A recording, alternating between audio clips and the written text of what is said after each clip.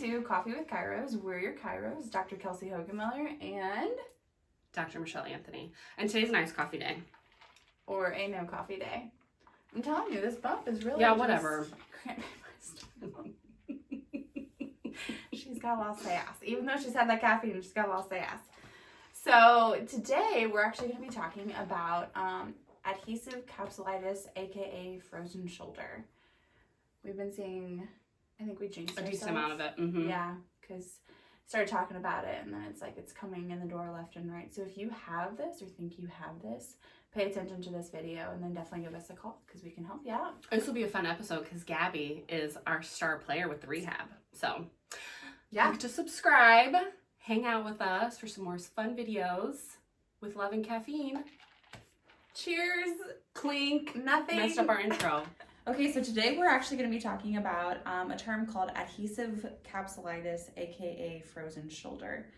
It obviously affects the shoulder, as we had said, and like Michelle and I were talking earlier, it will come after an old injury.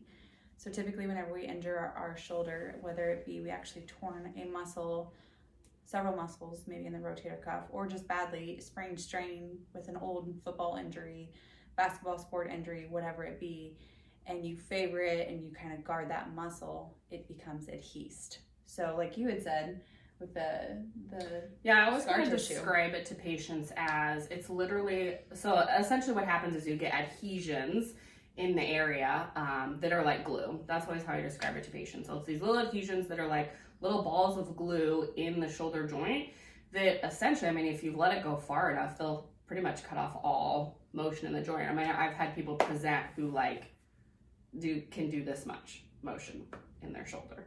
Carpenters, you're terrible for this. Seriously. You guys tear your rotator cuffs and you don't even realize you tear them and you just keep going with it.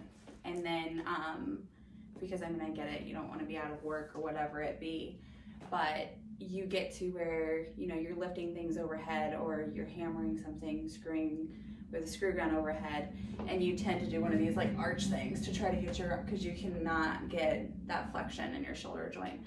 So I'm actually going to show them on Michelle some of the tests that we utilize, simple test, to see if you could have a little bit of frozen shoulder. So first one, let's say that this is her affected side. You're actually going to take your palm, you're going to wrap it around and place it on this shoulder. And all I want you to do is raise your elbow up towards the ceiling. So she can obviously do this because she doesn't have a shoulder issue. Somebody that does have a shoulder issue, you're not going to get much motion. They're going to be doing... They either won't be able to do it at all, or it'll be like leaning. This, or like you can really tell they're like trying to use other muscles to get the shoulder up. Yes, and another one that we would do is actually have the patient place the affected shoulder, hand, up on top of their head. So go ahead and do that for me. So it's, again, mimicking the same motion, and she would not be able to do that. Yeah. She probably could, I mean, if it was really adhesed, she'd be like, yep, that's as far, it's not going up any further. Yep.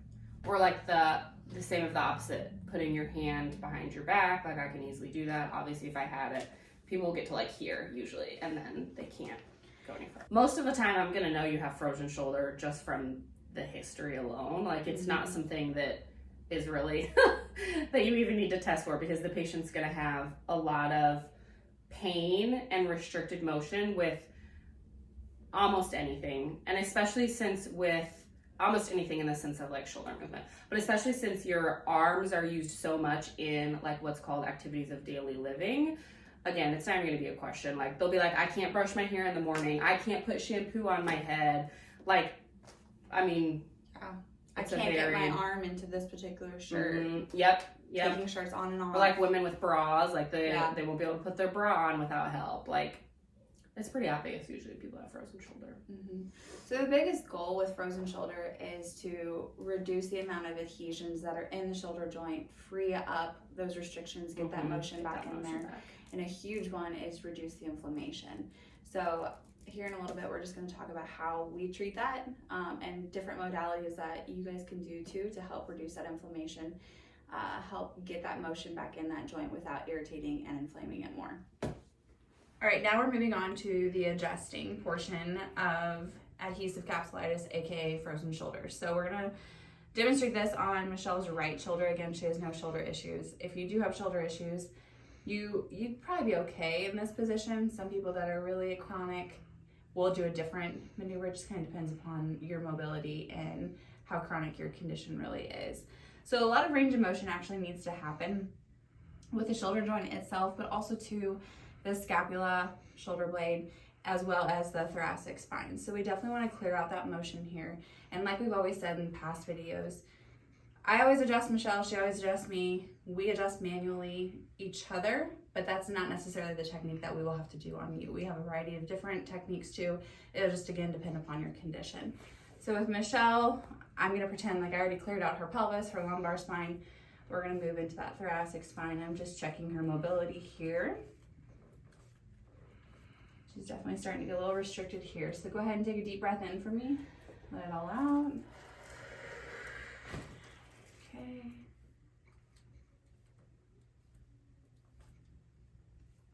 We also want to check ribs. So thoracic spine, these vertebrae actually attach to the ribs via cartilage. When a vertebrae rotates out of place, it'll pop that rib up, blocking that shoulder blade from being able to swivel, again leading to chain reaction. So I'm going to move towards the head of the table, drop both arms down off the table. I'm going to raise this headpiece up just a bit. Yeah, right here. I feel that. All right, just relax, deep breath in, let it out. Oh man. Wednesday, I was like, oh man, I got a rib out. And of course I'm like, I don't work today, so that's perfect. Take another breath in, let it out. Good. Yeah, that is doing good in there. Okay, so Michelle and I are both certified in the activator technique. This is one way if somebody is really lacking mobility in the shoulder, depending upon their age, their history. Activator is a good thing that we'll actually use for adjusting the scapula as well as the shoulder itself. So it's going to involve a lot of walking back and forth, but basically I'm just checking the shoulder blade, the shoulder itself, adjusting as need be. See how it sounds different? That does. Definitely sounds different. So again, the shoulder complex, everything that occurs here in the shoulder, sorry if I'm blocking the camera, it can travel inward towards the spine as well as down the arm into the elbow to the wrist to the hand. So you want to clear out all those segments. I'm gonna check your AC joint as well. So I'm just motioning, basically stressing these segments in which both her AC and SC joint are out. So it's almost like she's kind of pulling that shoulder up towards her ear.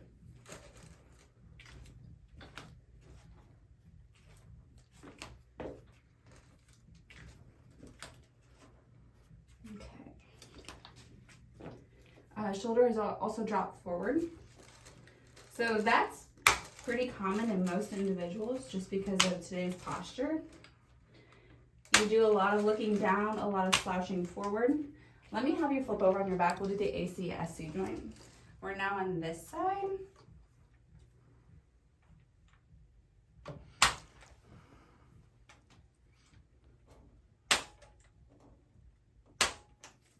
Okay, and while she's there, I'm gonna go ahead and clear her neck too.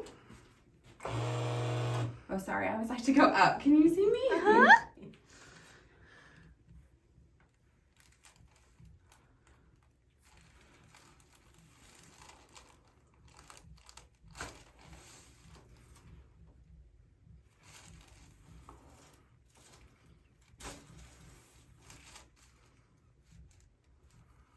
Okay, that feels good. So we're gonna go over a couple of like rehab, soft tissue kind of stuff that we do with our frozen shoulder patients. So Grafton, which we've talked about a lot in other videos, is a technique that we commonly use for conditions like frozen shoulder. And I'm sure if I can like get a good view of this. So this is the Grafton tool. It's like a stainless steel tool. We have gosh, probably like 5 of them, varying from like, I think the biggest one is like this big for like thighs, and then we have like tiny ones even for like fingers and stuff. But this is one of our commonly used ones, and it's got a little beveled edge right there. So this is what we'll use a lot for techniques like that. So for frozen shoulder, Graston is not something I would do right away, to be honest. I would work more on rehab, soft tissue work things.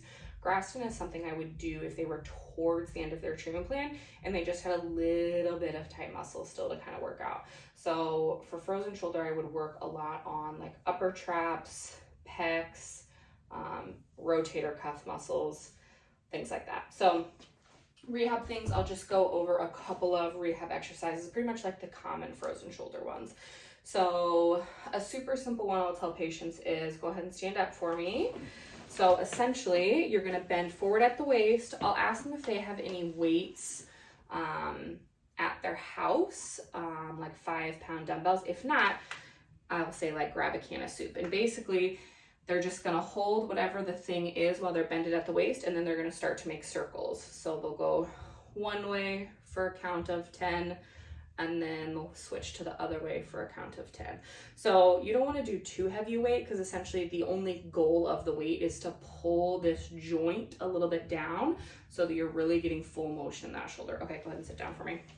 So that's an easy one to do. Another pretty classic one for frozen shoulder is the ladder move. It's just the... Yeah. Okay, so we've got Gabby here.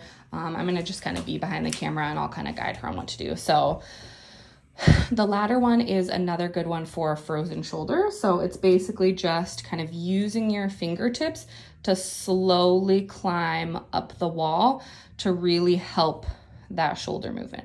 Because you have to remember, when people have frozen shoulder, they really struggle moving at all. So Gabby can obviously move her arm up and down on this wall without that ladder movement because she doesn't have frozen shoulder.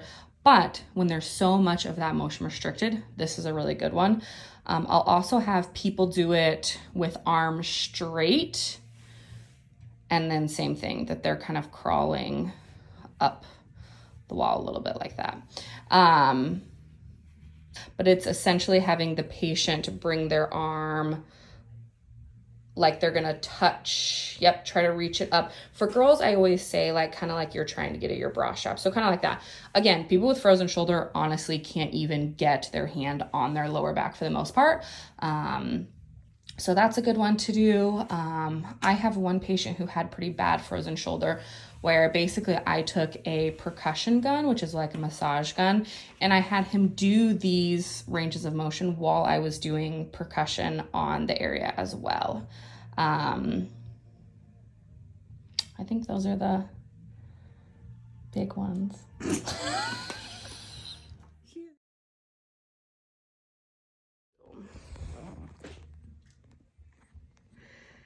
How do I... Okay. Cool. Okay. Are we gonna say, do you have it on? Okay. It's a good angle for me. I have it all the way. Okay.